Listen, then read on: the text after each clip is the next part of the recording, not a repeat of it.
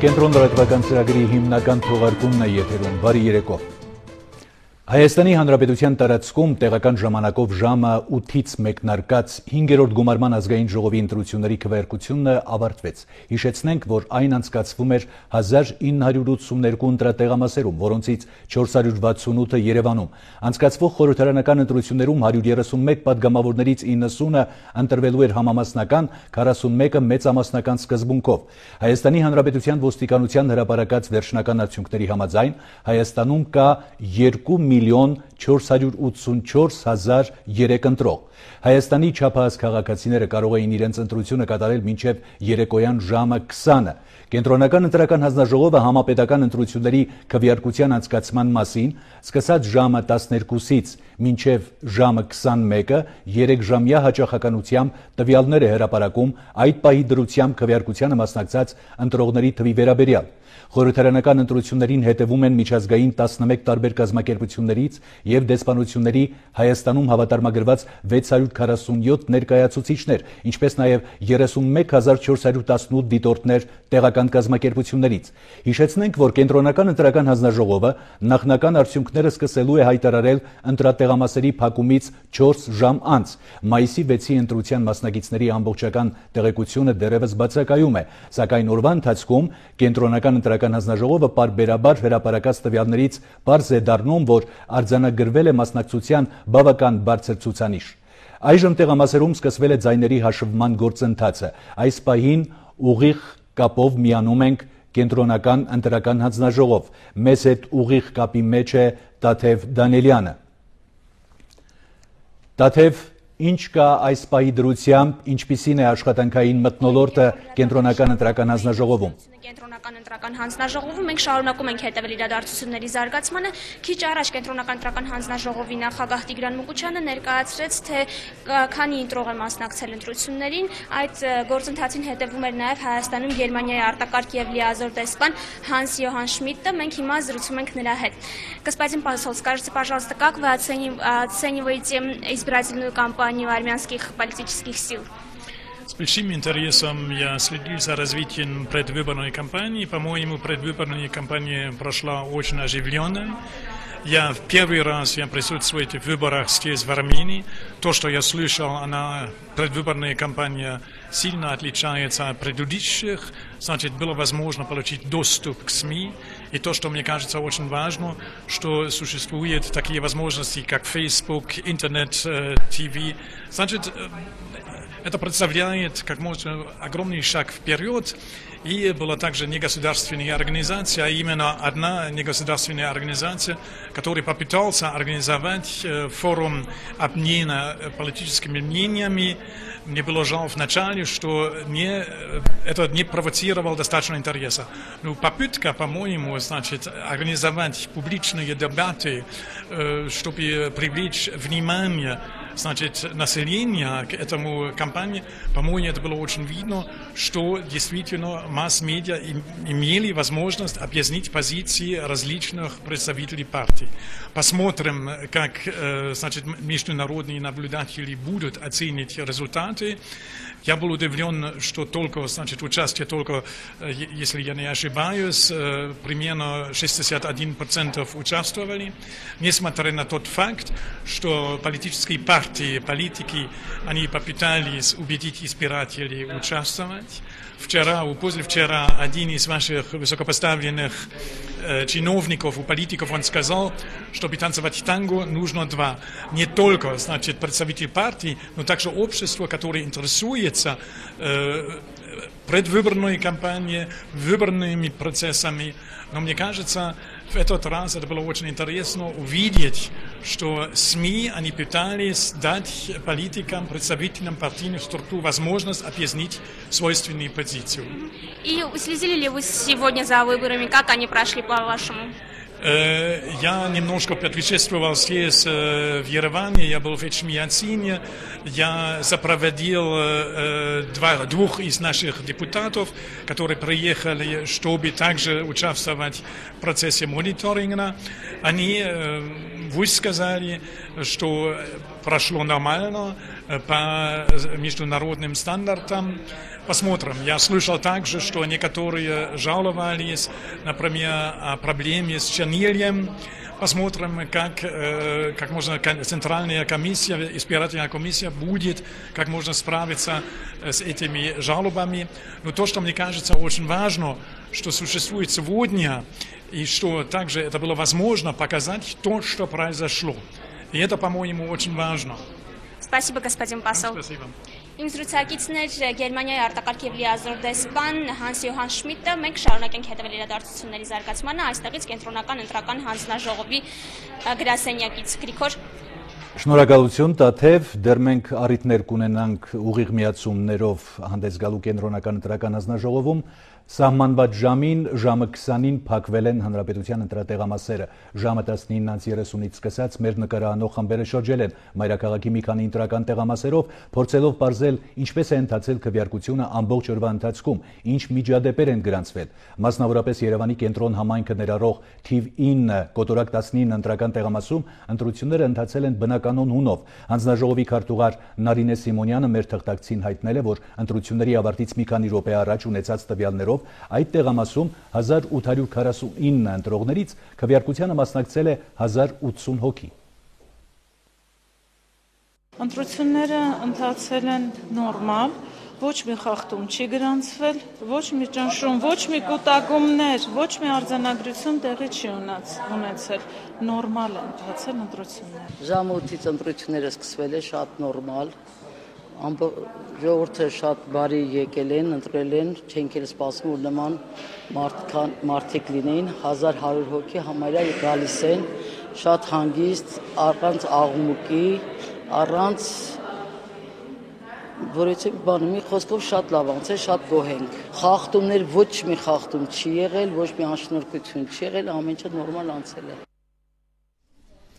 2012 թվականի մայիսի 6-ի ընտրություններն ավարտվեցին։ Շուտով կմեկնարկի ձայների հաշվման գործընթացը։ Մեր նկարահանող խումբը գտնվել է 9 կոտորակ 32 ընտրատեղամասում։ Ընտրական տեղամասի հանձնաժողովի նախագահ Նարինե Աղաջանյանին ամփոփելով ընտրական օրը նշել է, որ այն անցել է բավականին խաղաղ։ Ընտրողները ցուցաբերել են աննախադեպ ակտիվություն։ Բախումներ, վեճեր եւ աննախադեպ դեպքեր տվյալ ընտրատեղամասում չեն գրանցվել։ Սակայն Հայ ազգային կոնգրեսի վստահված անձը նկատել է խախտումների դեպքեր։ Նրա հավաստմամբ եղել են բաց եւ խմբակային քվեարկության դեպքեր։ Ընտրախախտումների դեպքերը նկարահանվել են եւ հայտնվել են համացանցում։ Ասել եմ, տեսել եք, ասեք սպասի, մի շարժվի, կանչի։ Մի անգամ էլ տնատիկ երկու տեղից եզերցրել եք այդտեղ, մենք այդտեղից հետ կրեցինք, հետաքրքրել ինչ արեց։ Բայց չքվեարկված թերթիկ է։ Բոլոր դեպքերում երկու քվեաթերթիկ իրավունք չուներ, մեկ անձերքում լինելու։ Երկու քվեաթերթիկ։ Երկու նույն քվեաթերթիկ։ Այո, երկու անգամ ամեն մեկից, երկուսից էլ երկու հատ եղել է։ Եվրախորհրդի խորհրդարանական վեաժողովի դիտորդները ձգտում են իրենց առաքելությունը իրականացնել Հայաստանի ողջ տարածքում։ Առաքելության ներկայացուցիչ Բոգդան Տորկատորյուն նշել է, որ առաքելությունը իր նախնական գնահատականը կներկայացնի մայիսի 7-ին, իսկ որոշ ժամանակ անց կներկայացվի նաև վերջնական զեկույցը։ Նշենք, որ ԵԽԽՎ դիտորդական առաքելությունը բաղկացած է 24 կարճաժամկետ եւ 37 երկարաժամկետ դիտորդներից։ Պատվիրակության ղեկավարն է Մեծ Բրիտանիայի լորդերի պալատի անդամ բարոնուհի Էմմա Նիկոլսոնը։ Ընտրությունների վերահսկման միջկուսակցական միասնական շտաբը բոլոր տվյալները կամփոփի ընտրություններից հետո եւ նոր միայն որոշում կկայացնի։ Այսօր միասնական շտաբում հայտարարել է Բարգավաճ Հայաստան կուսակցության նախագահ Գագիկ Ծառուկյանը։ Բարգավաճ Հայաստան կուսակցության առաջնորդը նշել է, որ ընտրությունների վերահսկման շտաբի ստեղծման հիմքում ազատ, արդար եւ թափանցիկ ընտրություններ անցկացնելու վճռականությունն է։ Անդրադառնալով օրվա ընթացքում արձանագրված ընտրախախտումներին, Հայ հեղափոխական դաշնակցության գերագույն մարմնի ներկայացուցիչ Արմեն Ռուստամյանը եւս տեղեկացրել է, որ ամփոփիչ հայտարարությամբ հանդես կգան ընտրությունների ավարտից հետո։ Մեր համաձայնությունը եղել է միասնական շտաբ կազմելու համար, որ եթե որևիցե մեկը փաստարկներ անում, որ անպայման կուսակցության նախագահները պետք է ստորագրեն, ինձ թվում է դա անհիմն է, կուսակցության նախագահան կստորագրի, դե կուսակցության պատասխանատուն, դա միաժամանակ մեր կուսակցության որոշումն է եղել, եւ բոլոր մեր կուսակցությունների համապատասխան եւ դաշնակցության եւ ՀԱԿ-ի դա որոշումն է եղել, որ միասնական կարողանան կազմակերպել բաց, արդար, թափանցիկ ընտրություն լինի, որը բոլոր նորմալ առողջ ուժերը պետք է դրա կողմնակիցը լինեն, որ ամեն մեկը իմանա, ինչքան են իրեն վստահում եւ ինչ չափով ինքը պատասխանատու հանրության ժողովրդի առաջ։ Այնպես որ հիմա նորից մենք եկել ենք համապատասխան տեսնելու ժամը 8-ից հետո համապատասխան մասնակցության թիվը, խնդիրները, խնդիրները մեր թիմակիցները կներկայացնեն, որ փաստացի լինի, մնացածը մենք իրար հետ քննարկելով, երեք գործընկերներով նոր մեր հիմնական որոշումը կայացնենք։ Ամենակարևորը նորից եմ ասում, ինչ որ ասել ենք, այդպես էլ անել ենք։ Մենք ուզեցել ենք բաց, արդար, թափանցիկ ընտրություն լինի, որ բոլորիս համար էլ պարզ լինի,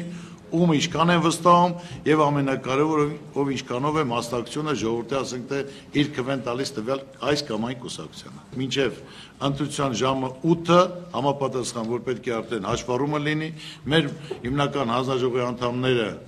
վստահված անձիկ դիտորդները ներկայացնելով փաստացի նոր համապատասխան մնացած հարցերին բոլորը կարող են պատասխանել։ Մենք չենք կատարի հայտարարություն, որը չի բխում փաստերից։ Մեր եղած իհարկե ռեսուրսը, այն ռեսուրսը չի, ինչ որ ունի պետությունը, որ ես իսկապես ցավով եմ ասում, որ այդ ամենը ինչ որ մենք ենք անում, դա պետության պարտականությունն է, կենտրոնական ընտրական հանձնաժողովի պարտականությունն է, բայց մենք տեսնելով, որ դա լիարժեք չի իրականացվում, այս միասնական շտաբը առնվազն այդ կարևոր խնդիրը իրականացրեց, այսինքն մենք հիմա կատարում ենք գործառույթներ, որը պարտավոր էր կատարել պետությունը։ Ընտրությունների հանրային վերահսկողության միջկուսակցական միասնական շտաբի նիստը առաջին անգամ նիստին ներկա էր նաև Հայաստանի Հանրապետության առաջին նախագահ Հայ ազգային կոնգրես դաշինքի առաջնորդ Լևոն Տեր-Պետրոսյանը։ Ընտրությունների ընթացքը նրան բերել է այն համոզման, որ Հայաստանում ամեն հաջորդ ընտրություն նախորդից ավելի վատն է լինում։ Ընտրությունների ազատ արդար անցկացումը երկրի պատվի հարցն է, բայց Հայաստանի առաջին նախագահը ցավով է նկատում, որ ընտրությունների առաջին ժամերը այս առումով հուսադրող չեն։ Ցավոք Հայաստանում յուրաքանչյուր հաջորդ ընտրություն ավելի վատ է լինում, քան նախորդ ընտրությունը։ Կոնգրեսի առաջնորդի դիտարկմամբ աղաղակող ընտրախախտումներից ամենակասկածելին ժամանակից շուտ անհետացող դրոշմակնիկների խնդիրն է, որն է լինելու միասնական շտաբի հաջորդ քայլը։ Լինելու է այնպես, ինչպես նախորդ ընտրություններից հետո, այսինքն օրինական ճանապարհով ընտրախախտումները բողոքարկելով, ասում է Լևոն Տեր-Պետրոսյանը, բայց կարծում է այս անգամ ավելի հեշտ կլինի, քանի որ ուժերը եռապատկվել են։ Առաջ քիչ է հաջողվել, որովհետև ընդդիմադիր ուժերը առանձին են գործել եւ նրանց բողոքները չեն ստացել մյուս ընդդիմադիրների վստահված անձանց աջակցությունը։ Լրագրողներից մեկի հիմա ԲՀԿ-ն իրեն ավելի շատ իշխանական թե ընդդիմադիր դաշտում է տեսնում հարցին ի պատասխան Վարդան Օսկանյանը նշել է. ԲՀԿ-ն իշխող ուժի այլընտրանքն է։ Այս հարցին պատասխանեց նաև Լևոն Տեր-Պետրոսյանը։ ԲՀԿ-ն սովոր էր, որ ԲՀԿ-ն պետք է լինի իր կրտսեր գործընկերը։ Հիմա ԲՀԿ-ն այնպեսի ուժ է դարձել, որ ասում է ես անկախ ուժ եմ եւ հիմա ուզում եմ իմ անկախ քաղաքականությունը վարել եւ իմ արժանի տեղն զբաղեցնել խորհրդարանում։ Միասնական շտաբի նիստին մասնակցողներն ասացին, որ շտաբը հետևում է ընտրախախտումների հնարավոր բոլոր դեպքերին եւ պետք է պատասխանատվության ենթարկվեն բոլոր ընտրախախտողները անկախ կուսակցական պատկանելությունից։ Ահարոն Հայրապետյան, Ալեքսանդր Կիրոյան, Էպիկենտրոն։ Օրվա ընթացքում տարբեր ընտրատեղամասերում իրենց քաղաքացիական պարտն են կատարել նաև ընտրապայքարին մասնակցող կուսակցությունների ղեկավարներն ու պաշտոնատար անձին, ով որտեղ եւ ինչպիսի տրամադրությամբ է քվեարկել։ Այդ ամենի մասին տեսանյութում։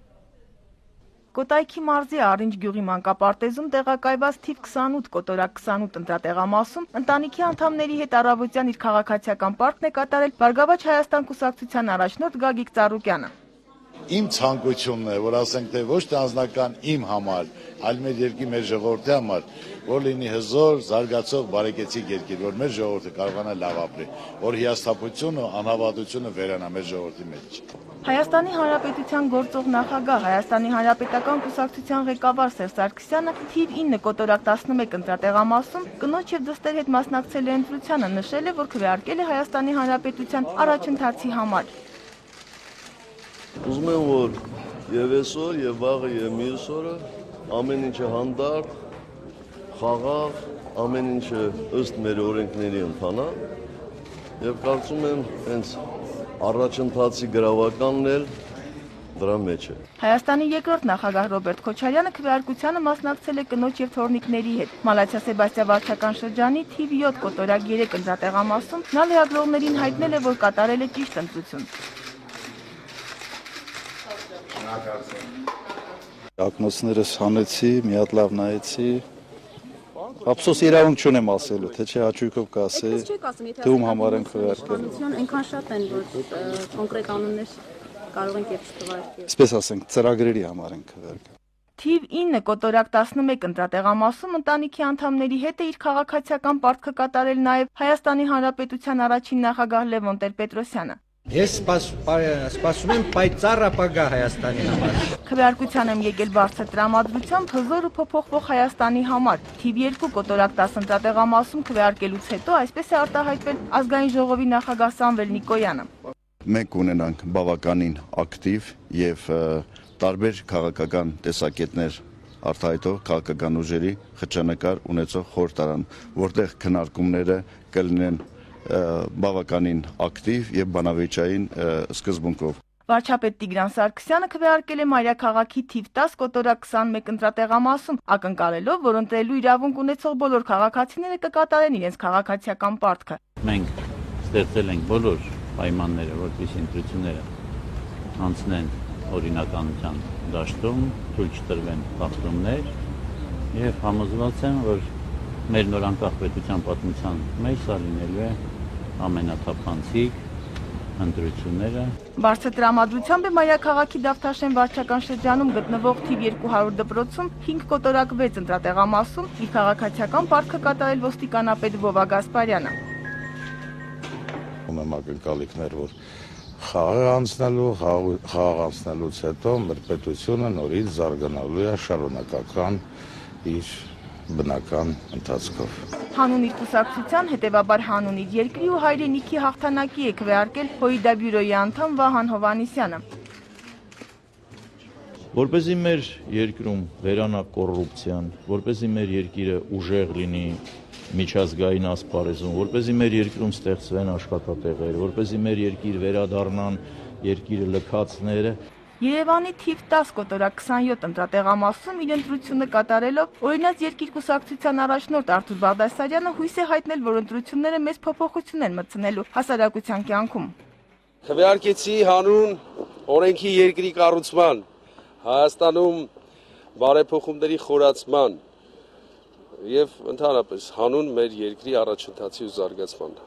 Նորք Մարաշ վարչական շրջանի թիվ 10 կոտորակ 6 ընտրատեղամասում ընտրելով Ժառանգություն կուսակցության առաջնորդ Ռաֆի Հովհաննիսյանը լրագրողներին չի հայտնել, թե մեծամասնականով առաջադրված տեխնատուներից ում օգտին է քվեարկել, բայց հավաստիացրել է, որ առաջնորդվել է խղճով։ Ժառանգության միակ դաշնակիցը Հայաստանի ժողովուրդն է եւ մենք ժողովրդի հետ կազմելու ենք մեծամասնություն։ Արդար Հայաստանի համար եմ քվեարկել։ Հռետորական այս արտահայտությամբ է ամփոփել իր խոսքը Հայաստանի դեմոկրատական կուսակցության ղեկավար Արամ Սարգսյանը քվեարկելով թիվ 9 կոտորակ 15 ընտրատեղամասում։ Հիմա նոր իշխանությունը թող գա եւ այդ նոր իշխանությունը իրականացնի իր ծրագիրը։ Հանուն հավասարության ու եղբայրության է քվեարկել Հայաստանի կոմունիստական կուսակցության առաջնորդ Ռուբեն Թովմասյանը։ Թիվ 9 կոտորակ 20 ընտրատարածքում մասնակցելով ընտրությանը նա լիահույս է, որ երկրում արդարություն կհաստատվի։ Քվեարկեցի այնպես, որ մեր երկիրը դառնա այնպիսի երկիր, որ մարդիկ երկրից չփախնեն, իրենց աշխատանքով, իրենց քրտինքով ապրեն եւ աշխատեն։ Այսպիսով ընտրությունը կատարված է, ընտրատեղամասերը փակ են եւ ժամեր հետո կուրվագծվի 5-րդ գումարման ազգային ժողովի ընտրությունների նախնական պատկերը։ Նաիրա Պողոսյան, Էպիկենտրոն։ Բարեկամներ, այժմ ուղիղ միացում Բարգավաճ Հայաստան կուսակցության կենտրոնական շտաբ, որտեղ աշխատում է իմ գործընկեր Իվետա Տոնոյանը։ Խնդրեմ Իվետա։ Բարի երեկո Գրիգոր, այս պահին մենք շարունակում ենք գտնվել Բարգավաճ Հայաստան կուսակցության կենտրոնական շտաբում եւ հետեւել ընտրական օրվա ավարտին։ Հիմա այստեղ այս պահին հավաքագրվում են հանրապետության տարբեր ընտրատեղամասերից ստացվում են ինֆորմացիան եւ այս պահին մեր զրուցակիցը Բարգավաճ Հայաստան կուսակցության նախընտրական քարոզչության պատասխանատու Տիկին Նաիրա Զոհրաբյանն է։ Տիկին Նաիրա, ինչպիսի արդյունքներ կան այս պահին եւ ինչպես է ընթանում գործընթացը։ Այս պահին իհարկե դժվար է խոսել արդյունքների մասին, որովհետեւ ընտրատեղամասերը փակվել են ժամը 20:00-ին եւ ես կարծում եմ, որ առնվազն 2 ժամ հետո նոր մենք կսկսենք ստանալ առաջին արդյունքները, իհարկե որոշ գյուղերից մենք ստանում ենք տվյալներ եւ պիտի ասեմ առաջի շատ լավատեսական տվյալները Բարգավաճ Հայաստանի համար, այդուհանդերձ մեծ համայնքներում, մեծ գյուղերում ամփոփումները ավելի ուշ կստացվեն, ընտրություններին գնահատական իհարկե Բարգավաճ Հայաստանը կտա ավելի ուշ եւ կամփոփվեն բոլոր ընտրատարածքներում ընտրատեղամասերից եկած տվյալները, դուք ահատեսնում եք, որ մեր ներկայացուցիչները յուրաքանչյուրը կապ ունի ամեն մեկը մի ընտրատեղամասի ընտրատարածքի հետ եւ պարբերաբար ամեն 10 րոպե մենք հավաքագրում ենք ստացվող տվյալները, որտեղ ինչ է ամփոփվում այն ինչպես սկսվեցին ընտրությունները, դուք գիտեք, որ այդ մասին արդեն խոսվել է, ասվել է, այդ մասին նաև միասնական շտաբը տարածեց հայտարարություն, այդ մասին նաև Բարգավաճ Հայաստանը տարածեց հայտարարություն, այն է, որ օքսիդացող կնիկները շատ կարճ արագ օքսիդանում էին եւ ուղղակիորեն դա խախտում էր ընտրական օրենսգրքի, որտեղ արձանագրված է, որ այդ կնիկները պիտի օքսիդանային առնվազն 12 ժամ հետո։ Ես ուզում եմ հիշեցնել, որ դեռևս 2 շաբաթ առաջ ազգային ժողովի նախագահ Նիկոյանի մոտ ստեղված աշխատանքային խմբում ես բարձրացրեցի այդ խնդիրը, նշելով, որ մենք ունենք արդեն ահազանգեր, որ ահա այսպիսի իրավիճակ է ստեղծվելու ընտրությունների օրը եւ ուզում եմ հիշեցնել նաեւ Կենտրոնական ընտրական հանձնաժողովի նախագահ Մուկուչյանի պատասխանը, որ դա աբսուրդ է եւ նման բան ուղղակի չի կարող լինել։ Հիմա ես ուզում եմ հարցնել պարոն Մուկուչյանին, ինչն էր աբսուրդ այն ահազանգը, որ մենք բարձրացնում ենք, թե այն խայտառակ իրականությունը, որ մենք այսօր տեսանք առավոտյան, հենց վաղ առավոտյան քվեարկության առաջին իսկ րոպեներից պիտի ասեմ, որ նաև չնայած խոստումներ եղան, որ տեխնիկական թերություն է եղել եւ այն շտկվել է, բայց պիտի ասեմ, որ մասնավորապես Մեղրիից միջև վերջի պահը, ընտրությունների միջև վերջի րոպեն մենք ստացանք համառորեն ահազանգեր մեր վստահված անձանց կողմից, որ բազմաթիվ ընտրատեղամասերում դարձյալ միջև վերջին պահը, միջև 20:00-ն քվեարկողները ականատես եղել են նույն իրավիճակին, երբ կնիքը օքսիդացել է հաշված րոպեների ընթացքում։ Ինչևէ, ուրեմն եւս մի քանի ժամ եւ մենք կունենանք ընտրությունների ամփոփ պատկերը։ Ես մի բան կարող եմ վստահաբար ասել, որ Բարգավաճ Հայաստանը ցանկացած ընտրախախտման արձագանքելու է եւ իր գնահատականը Բարգավաճ Հայաստան կուսակցությունը կտա ընտրությունների ամբողջական պատկերը ամփոփելուց եւ ունենալուց հետո։ Շնորհակալություն Տիկին Զոհրաբյան, հիշեցնեմ, որ մեր զրուցակիցը Բարգավաճ Հայաստան կուսակցության նախընտրական քարոզչության պատասխանատու Տիկին Նաիրա Զոհրաբյանն էր։ Դե ինչ մենք շարունակում ենք հետևել իրադարձությունների զարգացմանը եւ խոստանում ենք առաջիկայում եւս մեր հեռուստադիտողներին տեղեկացնել։ Գրիգոր։ Շնորհակալություն Իվետա, շարունակում ենք թողարկումը։ Առավոտյան ժամը 11:30-ին Կոտայքի մարզի Արինջ գյուղի մանկապարտեզում տեղակայված թիվ 28 կոտորակ 28 ընտրատեղամասում ընտանիքի անդամների հետ իր քաղաքացիական պարտքն է կատարել Բարգավաճ Հայաստան կուսակցության առաջնորդ Գագիկ Ծառուկյանը։ Այս պահին մենք գտնվում ենք Կոտայքի մարզի Արինջ գյուղում տեղակայված 28 կոտորակ 28 ընտրատեղամասում։ Այստեղ առավոտյան ժամը 8-ից սահմանված կարգով սկսվել են ընտրությունները։ Այս տեղամասում իր ընտրությունն իր քաղաքացիական պարտքն է կատարում նաև Բարգավաճ Հայաստան կուսակցության նախագահ Գագիկ Ծառուկյանը, որը նաև այս ընտրատարածքում մեծամասնական ընտրակարգով առաջադրված է որպես падգամավորության թեկնածու։ Հետևենք ինչպես է պարոն Ծառուկյանը կատարում իր ընտրությունը, որից հետո կխնդրենք պատասխանել մեր հարցերին։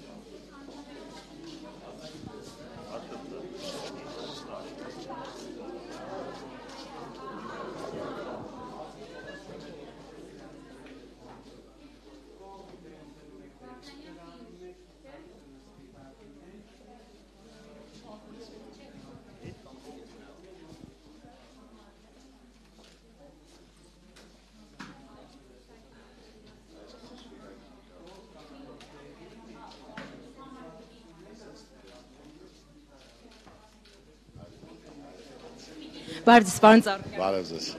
Կասեք, թե այսօր ինչ տրամադրությամբ եք եկել ընտրության։ Շատ բարձր տրամադրությամբ, շատ հանգիստ։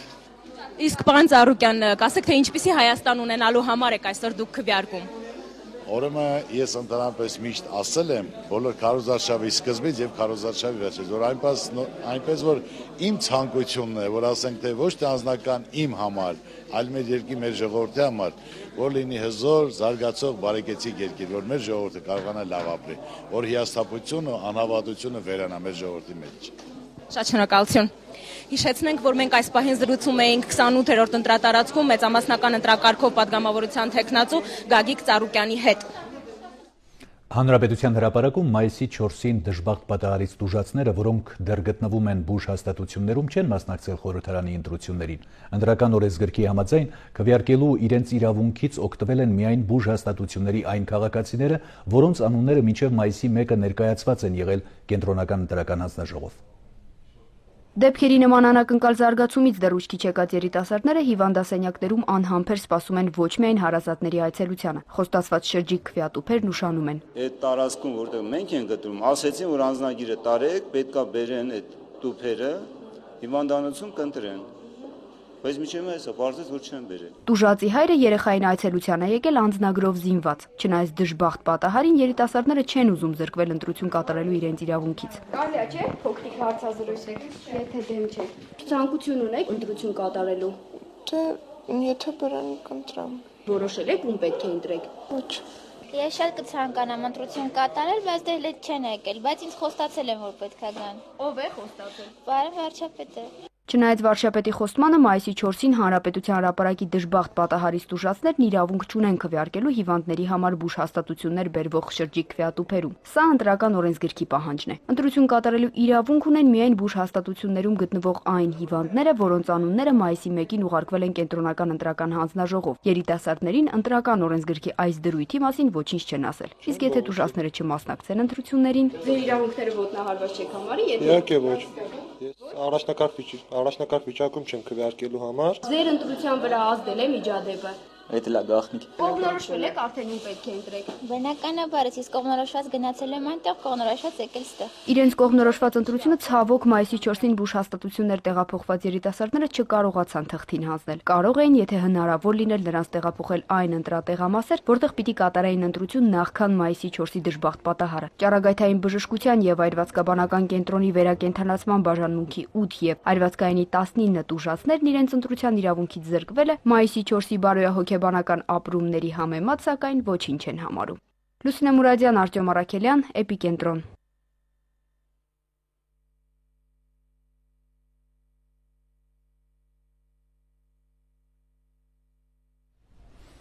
Խորհրդարանական ընտրություններին ակտիվ մասնակցել են նաև վանաձորցիները։ Վաղ առավոտից բազմաթիվ ընտրատեղամասերի մոտ հերթեր են առաջացել։ Մարդիկ եկել են խումբ-խումբ, մոտ 15-ից 20 րոպե սպասել են իրենց քվեարկությունը կատարելու համար։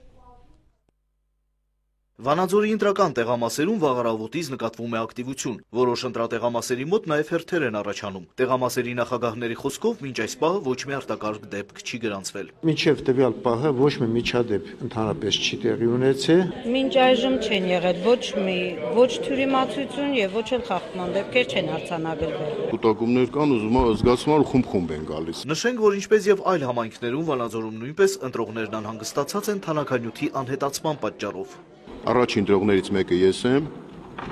կնիկ չի եմ։ Իր երաշխիք եղել է 12 ժամ, խնդրեմ, կարող եք նկարանել, սա ես դիտում եմ խախտում։